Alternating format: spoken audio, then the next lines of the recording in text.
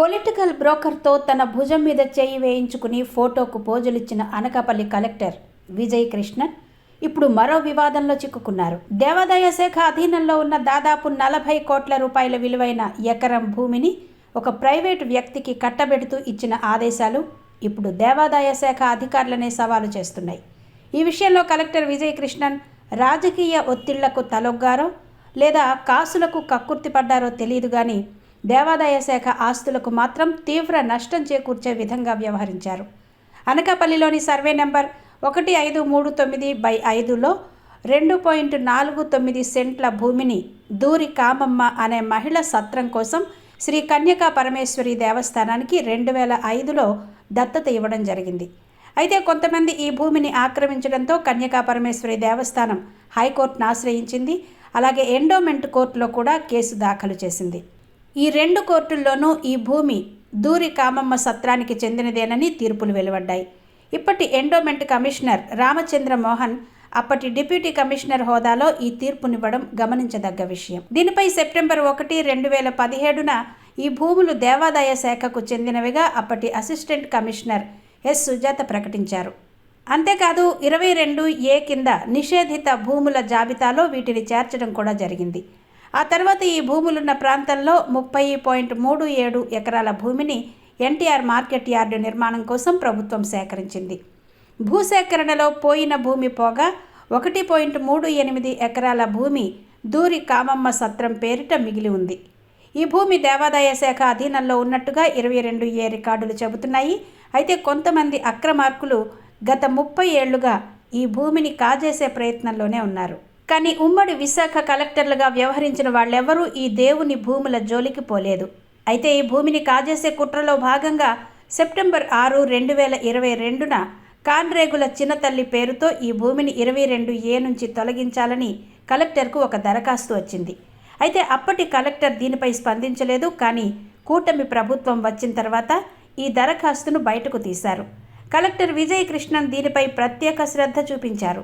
June 21, 2024న Anakapalli తహసీల్దార్ నుంచి తనకు కావలసిన విధంగా రిపోర్ట్ రప్పించుకున్నారు. అదేవిధంగా మరో వారం రోజుల్లో ఆర్డీఓ నివేదికను కూడా విజయ్ కృష్ణన్ రాయించేశారు.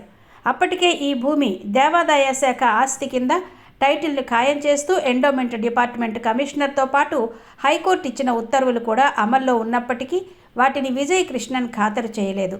దేవాదాయ శాఖ ప్రమేయం లేకుండానే తన అధీనంలో పనిచేసే ఆర్డీఓ, మార్కెటింగ్ శాఖ ఏడీ, జోనల్ కమిషనర్, తహసీల్దార్లతో కూడిన జాయింట్ ఇన్స్పెక్షన్ చేయించేశారు.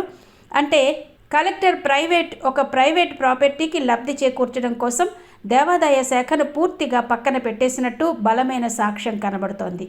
ఇదే స్పీడు సామాన్యులకు సంబంధించినటువంటి 22A ఫైళ్ల విషయంలోనూ విజయ్ కృష్ణన్ చొరవ చూపించలేదు. న్యాయబద్ధంగా ఉన్న ఎన్నో ఫైళ్లు ఈమె అధికారం చేపట్టినప్పటి నుంచి మూలన పడి ఉన్నాయి. ఇంతవరకు ఆమె ముట్టుకున్న ఫైళ్లు ఏవైనా ఉన్నాయి అంటే అవి ప్రజాప్రతినిధుల ఒత్తిడి వల్లనైనా కావచ్చు, లేదా సొమ్ములు ఇచ్చే బ్రోకర్ల సిఫారసు చేసిన ఫైళ్లైనా కావచ్చు. వాటికి మాత్రమే మోక్షం కలిగింది. మిగిలిన వాళ్ళు మాత్రం కలెక్టరేట్ చుట్టూ తిరుగుతూ కన్నీరు కారుస్తూనే ఉన్నారు. ఇక దూరి కామమ్మ సత్రానికి చెందిన ఈ దేవాదాయ శాఖ భూమి విలువ దాదాపు 40 కోట్ల రూపాయలుంటుంది. ఈ భూమిని కాజేయడం కోసం ప్రైవేటు వ్యక్తులు చేసిన ప్రయత్నానికి ప్రభుత్వ ఆస్తులు కాపాడాల్సిన కలెక్టర్ విజయ్ కృష్ణన్ ఏ విధంగా సహాయపడ్డారో ఆమె ఇచ్చిన ఆర్డర్ని చూస్తే అర్థమవుతుంది. దేవాదాయ శాఖ భూములపై ఉత్తర్వులిచ్చే అధికారం కలెక్టర్కు లేనే లేదు. ఎండోమెంట్ కమిషనర్కు మాత్రమే ఉంటుంది ఇటువంటి అధికారం. అయితే విజయ్ కృష్ణన్ తన తెలివితేటలు ఉపయోగించి ఇచ్చిన ఉత్తర్వులు ఇప్పుడు చూద్దాం. ఈ భూముల్ని పరిశీలించినప్పుడు సర్వే నెంబర్ 1539/5లో 2.49 ఎకరాల భూమి ఇనాం వెబ్ కింద ఉంది. SFA ప్రకారం ఈ భూమి రైతువారీ మెట్ట అని ఉంది. ఇందులో 1.38 ఎకరాల భూమి ఎన్టీఆర్ మార్కెట్ యార్డు అధీనంలో వారి ప్రహారీ గోడ లోపల ఉంది. ఇప్పుడు ఈ భూమిని 22Aలో నోటిఫై చేయాలని ఇన్స్పెక్షన్ అధికారులు సూచించారు. అయితే ఏదైతే కాన్రేగుల చిన్నతల్లి 22A నుంచి 1.11 ఎకరాల భూమిని మినహాయించాలని అడుగుతుందో అది ఇక్కడ వర్తించదు అని కలెక్టర్ తన ఉత్తర్వుల్లో స్పష్టం చేశారు. చిన్నతల్లి అడిగిన భూమికి 22A వర్తించదు అని స్పష్టంగా తీర్పిచ్చేశారు. పైగా ఈ చిన్నతల్లి భర్త ఈ భూమికి ఒకప్పుడు కౌలుదారు మాత్రమే కానీ యజమాని కానే కాదు, కేవలం చిన్నతల్లికి లబ్ధి చేకూర్చడం కోసం కోట్లాది రూపాయల విలువైన దేవాదాయ శాఖ భూమిని ధారాదత్తం చేసే పనిని కలెక్టర్ పూనుకున్నారు. విజయ్ కృష్ణన్ ఇచ్చిన ఉత్తర్వులను చూసి దేవాదాయ శాఖ అధికారులు కంగుతిన్నారు. గత 30 ఏళ్ల నుంచి ఈ భూమి దేవాదాయ శాఖదే అన్న విషయం అందరికీ తెలిసిందే.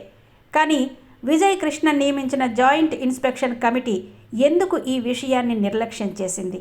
తన పరిధిలో లేని భూమిని 22A నుంచి మినహాయించే పనికి కలెక్టర్ ఎందుకు అంత శ్రద్ధ చూపించారు? దీనిపై సమగ్ర విచారణ జరిగితే అసలు విషయాలు బయటపడతాయి.